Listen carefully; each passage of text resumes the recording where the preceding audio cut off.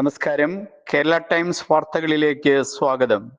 ദേശീയപാതയിൽ ടോറസ് ലോറിയും KSRTC ബസും കൂട്ടിയിടിച്ച അപകടം.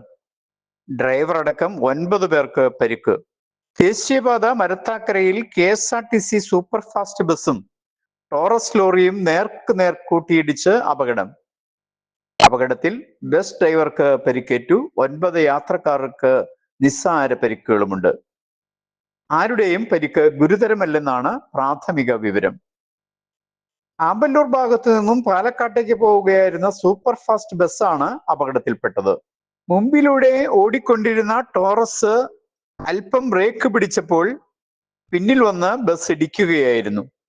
ഇടിച്ച ആഘാതത്തിൽ ബസ് ഡ്രൈവറുടെ കാലിനാണ് ഗുരുതരമായി പരിക്കേറ്റത്. അപകടം നടന്നയുടൻ തന്നെ നാട്ടുകാരും പോലീസും ചേർന്ന് രക്ഷാപ്രവർത്തനം നടത്തുകയും പരിക്കേറ്റവരെ ഉടൻ തന്നെ സമീപത്തെ ആശുപത്രിയിൽ പ്രവേശിക്കുകയും ചെയ്തു. അപകടത്തെ തുടർന്ന് ദേശീയപാതയിൽ കുറച്ചു സമയം ഗതാഗതം തടസ്സപ്പെടുകയും പോലീസ് സ്ഥലത്തെത്തി മേൽനടപടികൾ സ്വീകരിച്ച് ഗതാഗതം പുനഃസ്ഥാപിക്കുകയും ചെയ്തു.